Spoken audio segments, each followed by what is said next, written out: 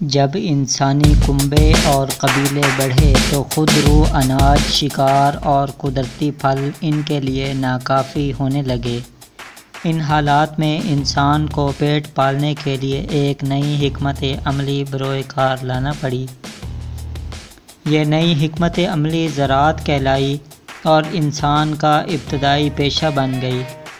علماء تحقیق نے اب وہ خطہ بھی دریافت کر لیا ہے جہاں انسان نے پہلے اس نئی حکمت عملی کا آغاز کیا تھا۔ یہ دریائے دجلہ اور فرات کی وادی تھی۔ یہاں زراعت کی ابتدا آج سے تقریباً 7000 سال قبل از مسیح میں ہوئی۔ دجلہ اور فرات کی وادی میں کوہ طور، روس اور اس کے دامن سے گندم کی کاشت اور زراعت کے جو قدیم ترین آثار ملے ہیں وہ تقریباً 9000 برس پرانے ہیں۔ اس علاقے میں آج بھی گندم اور جو کے خودرو پودے پائے جاتے ہیں۔ انسان نے انہی خودرو پودوں سے ابتدا میں بیج حاصل کیا تھا اور اس سے اپنی آگے زراعت کا آغاز کیا تھا۔ ناظرین، آغاز سے ہی زراعت کے دو پہلو تھے۔ ایک تو یہ کہ خودرو اناج کی کمی کو پورا کرنے کے لیے کاشتکاری کی جائے اور اس کاشتکاری کے نتیجے میں حاصل ہونے والے اناج سے اپنا اور اپنے گاؤں والوں کا پیٹ پالا جائے۔ دوسرا یہ کہ شکار کے جانوروں کی کمی کو پورا کرنے کے لیے مویشی پالے جائیں اور ان سے دودھ، گوشت، اون اور کھال جیسی مفید چیزیں حاصل کی جائیں۔ انسانی معاشرت میں جو اب تک خانہ بدوش چلی آ رہی تھی، زراعت انقلابی تبدیلی کا باعث بنی۔ اس نے کل کے شکاریوں کی زندگی کے طور طریقے مکمل طور پر بدل دیے۔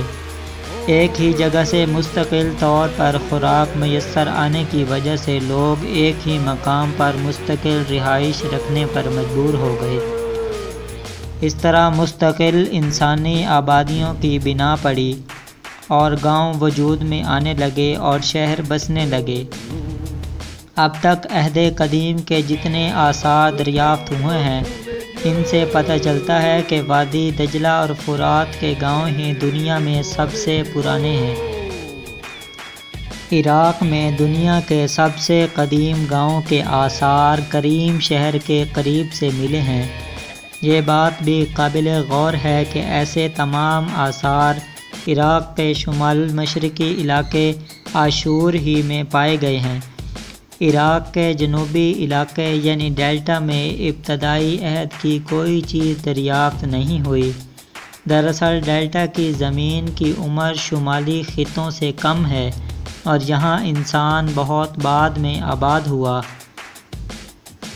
ڈیلٹا کے خطے کو پہلے شمالی علاقے کے لوگوں نے ہی آباد کیا تھا۔ انہیں جنوب کا رخ اس وجہ سے کرنا پڑا کہ ان کے شمالی علاقے میں کچھ اور قبیلے گھس آئے تھے اور ان قبیلوں کا تعلق شامی نسل سے تھا۔ شمال سے آنے والوں نے ڈیلٹا کے علاقے میں جو بستیاں آباد کیں ان میں ارید یعنی ابو شہرین سب سے پرانی ہے۔ اریدو ابتدا میں چھوٹا سا گاؤں تھا جو بڑھتے بڑھتے ایک اہم شہر بن گیا۔ اس مقام پر کھدائی سے 17 مندروں کے کھنڈرات بھی ملے ہیں۔ یہ مندر کچی اینٹوں سے بنی ہوئی یک کمرہ عمارت پر مبنی تھے۔